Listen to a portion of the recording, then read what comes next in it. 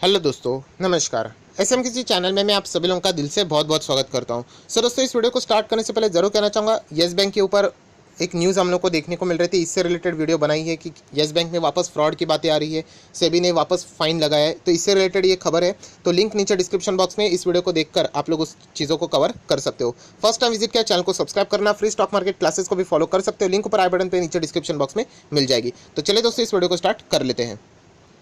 सो दोस्तों, अभी हम लोग आ चुके हैं बिल्कुल हमारे नॉर्मल स्क्रीन के ऊपर। एंड वापस जो चीज़ मैंने कल के दिन भी आप लोगों को एडवांस में बोल के रखी थी, राइट, वही चीज़ अभी वापस यहाँ पे रिपीट होने वाली है। सो सबसे पहले अगर हम लोग यहाँ पे बात करें तो निफ्टी फिफ्टी आज के दिन 200 पॉइंट की रिकवरी, अच्छा खासा कमबैक हम लोग को देखने को मिल रहा है। हालांकि कल का जो डैमेज था वो पूरी तरीके से तो रिकवर नहीं हुआ है, बट हम कह सकते हैं कि यहाँ पे अगर आप देखोगे 5 दिन का चार्ट पैटर्न भी अगर मैं ओपन कर लेता हूँ तो आप लोग यहाँ पे देख सकते हो कि जो गिरावट थी अभी तक उस लेवल तक रिकवर नहीं है, बट अच्छी खासी रिकवरी थोड़ी बहुत हम लोग को यहाँ पे देखने को मिल रही है। एनीवेज, सो आज के दिन हम लोग को यहाँ पे कमबैक देखने को मिला। एंड यहाँ पे कमबैक होते वक्त हम लोग को एक सेक्टर में या फिर आप कह सकते हैं 2 सेक्टर में हम लोग को गजब की प्रॉफिट बुकिंग देखने को मिली। एंड उसमें अगर हम लोग यहाँ पे बात करें तो इस वीडियो में बात होने वाली है दोस्तों, आप लोग देख सकते हैं IT सेक्टर एंड उसका दिग्गज।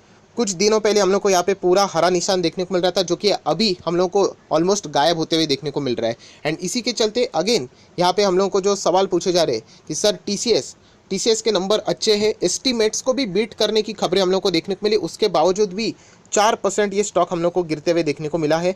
कोई इंटरनल इशू है क्या?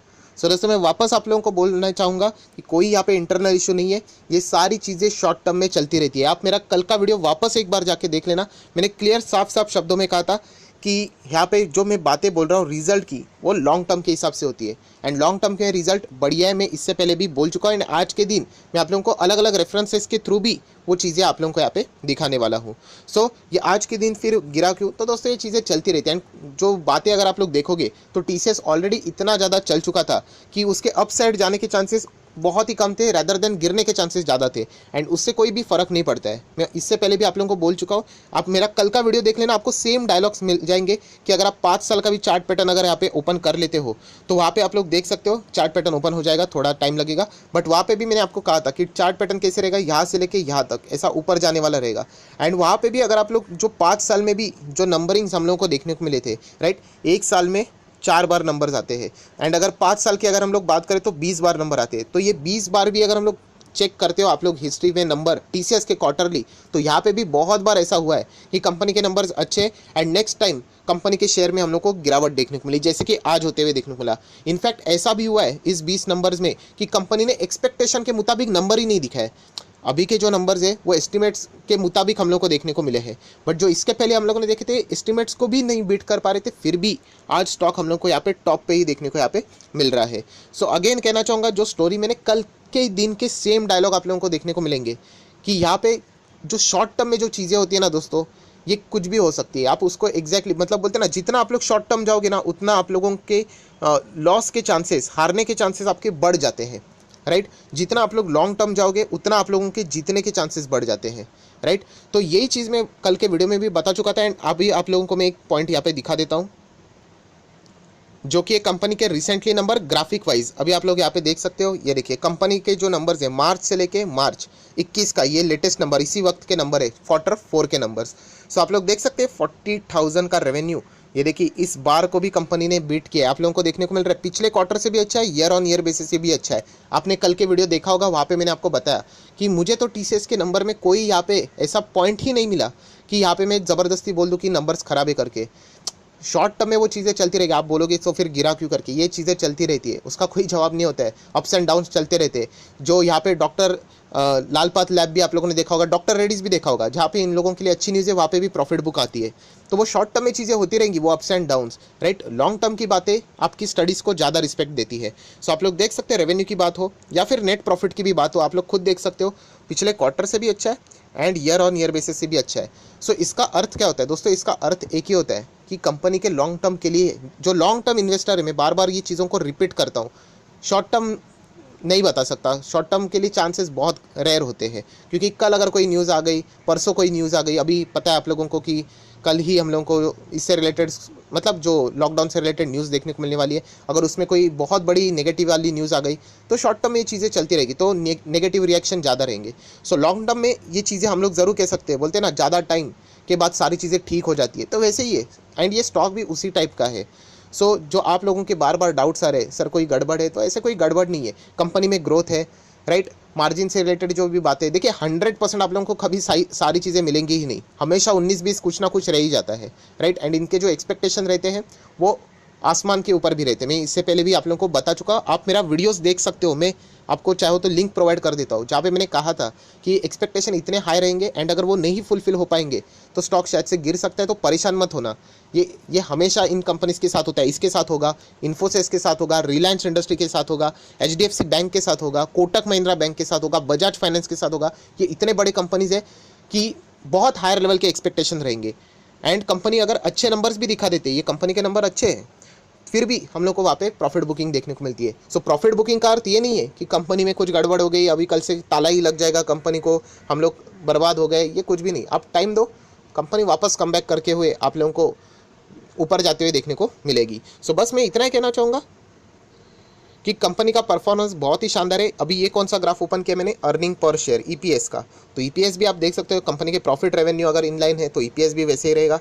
आप देख सकते हो इनलाइन भी नहीं, उससे भी अच्छा है, आप देख सकते हो। ये देखिए दोनों परफॉर्मेंस के हिसाब से, मतलब कोई भी पैरामीटर अगर आप पकड़ोगे तो वहाँ पे हम लोग को चीज़ें अच्छी देखने को मिल रही है। अच्छा ठीक है, कंपनी का ऑर्डर बुक की बात है, क्या कंपनी के ऑर्डर्स कम हो रहे, तो ऐसी बात नहीं, कंपनी को ऑर्डर्स अच्छे ही मिल रहे हैं। हाँ, हम लोग कह सकते हैं जो हायर लेवल के ऑर्डर्स है उसमें थोड़ी सी कमतरता है, बट मिडल लेवल के ऑर्डर्स कंपनी को गजब के मिल रहे हैं। जो डिजिटलाइजेशन का ज़माना अभी हम लोग को यहाँ पे देखने को मिल रहा है, बहुत सारी चीज़ें, जैसे मैंने आपको बताया था ना कि जो ग्राउंड लेवल के बिजनेसेस है वो भी ऑनलाइन आने की कोशिश कर रहे हैं, तो उनको भी जो सर्विस प्रोवाइड करने की भी, जितने भी जो इनका बिजनेस है, रेवेन्यू फ्रॉम ऑपरेशन हम लोगों ने खुद देखा था, वो बहुत ही कमाल का यहाँ पे चल रहा है। सो अगेन कह रहा हूँ दोस्तों कि स्टॉक गिर गया मतलब इसका सोल्यूशन ये नहीं होता है कि आप लोग निकल जाओ करके। मैं बार बार कह रहा हूँ कि अगर आपको निकलना है, आपके टारगेट्स अचीव हो गए, अगर आपकी स्टडी कहती है कि हाँ ये यहाँ से आगे नहीं जा सकता, डिफरेंट स्टोरी, बट ये गिर गया इसलिए मैं निकल रहा हूँ, ये कोई रीज़न नहीं बनता है। एंड जैसे मैंने आप लोगों को इससे पहले भी कहा था कि कंपनी के नंबर लॉन्ग टर्म के लिए मुझे बहुत अच्छे लगे एंड मैं यहाँ पे लॉन्ग टर्म के लिए ज़रूर कंटिन्यू यहाँ पे करने वाला हूँ। एंड इनफैक्ट अगर ये स्टॉक और भी थोड़ा अगर नीचे मिल जाए हम लोग को तो भी बहुत अच्छी बात है, क्योंकि TCS जैसा शेयर यूजुअली इतने गिरावटें यहाँ पे नहीं दिखाता। ये तभी गिरता है जब कोई बाजार में बहुत बड़ा ही भूकंप आ जाए, जैसे कोरोना जैसा, तब, या फिर अगर हम लोग कह सकते हैं कि इनके नंबर्स के वक्त, क्योंकि इतने हायर एक्सपेक्टेशन रहते, नहीं फुलफिल हुआ, तो लास्ट टू लास्ट ईयर के जो नंबर थे तभी भी हुआ था, 3 से 4% गिरा था ये, क्योंकि एक्सपेक्टेशन के मुताबिक नंबर नहीं थे। आज किधर है, टॉप पे ही है। तो इन बातों को समझो, ये चीज़ें साइकिल की तरह चलती रहती है, पहियों की तरह। एंड बाकी स्टॉक्स में भी ये चीज़ें होने वाली है, जो मैं ऑलरेडी बता चुका हूँ। कल का वीडियो में एग्जाम्पल भी देख लेना, मैंने बताया था कि जो बड़े प्लेयर्स होते हैं वो परफॉर्मेंस खराब भी करेंगे, फिर भी वो फाइनल की जो मेन मैचेस रहते हैं उसमें वो खेलते हैं, तो उनका वो एक गुडविल होता है। तो वैसे ये TCS का भी गुडविल है कि कंपनी के नंबर्स भी अच्छे हैं, तो ये गिरावट अगर यहाँ पे होती है तो इससे कोई आप लोगों ने डरने की ज़रूरत नहीं है। और चलिए दोस्तों, मैं अर्निंग्स के ऊपर यहाँ पे आ चुका है। अर्निंग्स मतलब EPS के ऊपर, एस्टीमेट के ऊपर मैं यहाँ पे आ चुका हूँ। सो जो एस्टीमेट्स की जो बातें थी तो आप लोग यहाँ पे देख सकते हो, ये वाले, ये Q4 है, right. EPS miss by 0.84%, miss मतलब ये एस्टिमेट किया गया था कि इतना होना चाहिए करके, राइट। अभी आप बोलोगे ये कहाँ पे लिखा है, ये देखो ना, एरो दिया है, इसके ऊपर क्लिक कर लो, तो ये अलग अलग लोगों के अलग अलग एक्सपेक्टेशन रहते हैं, तो आप लोग ये देख सकते हो। EPS का एक्सपेक्टेशन था 25.18 आना चाहिए, रिपोर्ट किया 24.97, सो 0.84% का हम लोग को गिरावट यहाँ पे देखने को मिल रही है। रेवेन्यू का एक्सपेक्टेशन था वो यहाँ पे 0.25% से बढ़ते हुए देखने को मिला, ठीक है। मतलब यहाँ पे हम लोग कह सकते हैं इस वक्त का जो EPS है वो एक्सपेक्टेशन के मुताबिक 0.84% थोड़ा ख़राब आया, मतलब आना चाहिए था। लास्ट टाइम के नंबर बहुत ही कमाल के थे, चलो इसको इग्नोर कर देते हैं। इसके पहले देख लेते Q2 के नंबर्स।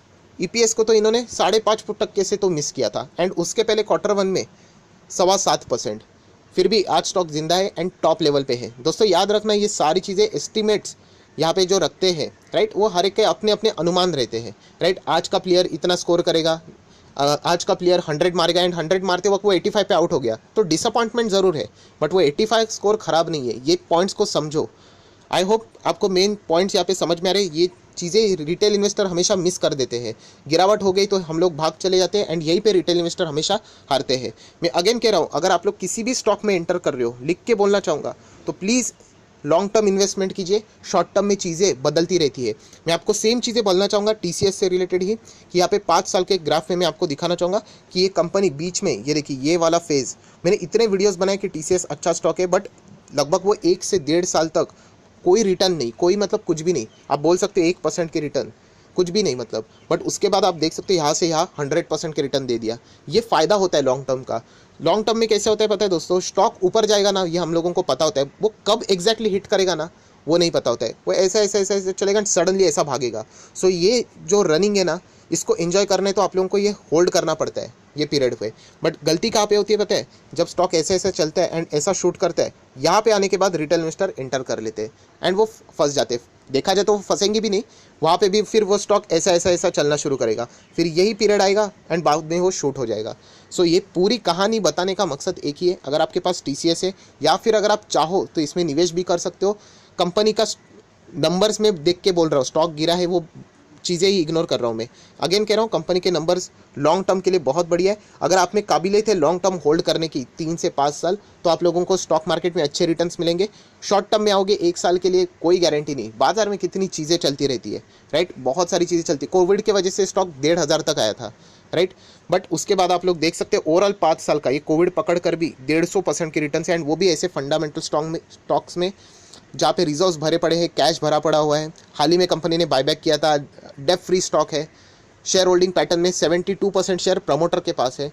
तो इन चीज़ों को समझो। तो बताने का ओवरऑल कहानी का मकसद यही है कि अगर आपके पास TCS है तो आप होल्ड कर सकते हो, फाइनल डिसीजन आपका रहेगा, राइट। मैं अपने पॉइंट ऑफ व्यू से आप लोगों के सामने चीज़ें रखता हूँ। एंड अगेन कहना चाहूँगा, बहुत सारे लोग ये भी कहते हैं सर क्या TCS में ऑपरेटर ने आज ये किया है। सो दोस्तों, यूजुअली ऑपरेटर इतने बड़े स्टॉक में आते नहीं है, वो छोटे छोटे जो स्टॉक रहते हैं वहाँ पे जाते हैं, या फिर जो बहुत ज़्यादा चर्चा में रहते हैं ना स्टॉक्स, वहाँ पे वो चले जाएंगे। कोई तो बहुत बड़ी न्यूज़ रहेगी, ऐसे स्टॉक को वो यूजुअली पकड़ते हैं, जैसे कि रुचि सोया में एंटर किया था उन्होंने।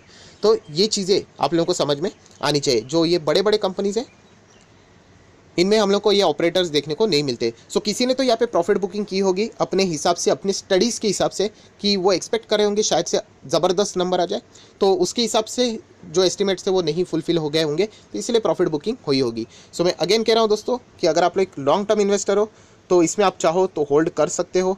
अगर आप लोग बाय भी कर रहे हो इस लेवल पे, फिर भी आप लोगों की जो पीरियड ऑफ होल्डिंग है वो अगर लंबी रहेगी, तो आप लोग किसी भी लेवल पे कौन से भी शेयर्स में एंटर कर सकते हो। अच्छे वाले स्टॉक्स की मैं बात कर रहा हूँ, राइट। सो ज़रूर होल्ड कर लेना। अगर आप चाहो तो एवरेज भी कर सकते हो, बट लमसम अमाउंट मत लगाना, उसको 3-4 ट्रांचेस में रख लेना। अगर बाजार में नेगेटिव न्यूज़ आ गई एंड वो गिर गया, तो हम लोगों के पास कैश होना चाहिए, तो हम लोग अच्छा खासा वहाँ पे भी बाइंग करके और भी इसका फ़ायदा यहाँ पे उठा सकते हैं। सो पूरे कहानी बताने का मकसद यही है कि TCS गजब का स्टॉक है, अगर आप चाहो तो यहाँ पे होल्ड करके आगे बढ़ सकते हो। ये जो आज की गिरावट है, इसका अर्थ ये नहीं कि कंपनी के नंबर्स खराब है, राइट। लॉन्ग टर्म में कंपनी के नंबर बहुत शानदार है। मैं कल भी बोल चुका हूँ एंड आज भी आप लोगों को यहाँ पे लिख के बोल रहा हूँ, लॉन्ग टर्म में कंपनी के Q4 के नंबर्स हम लोगों को बहुत शानदार देखने को मिले हैं। So final decision as usual मैं आप ही के ऊपर छोड़ने वाला हूँ। So that's it, thank you very much दोस्तों। वीडियो पसंद आए तो लाइक एंड शेयर कर देना। So that's it, thank you very much दोस्तों। We will be meeting our next video. तब तक के लिए बाय बाय।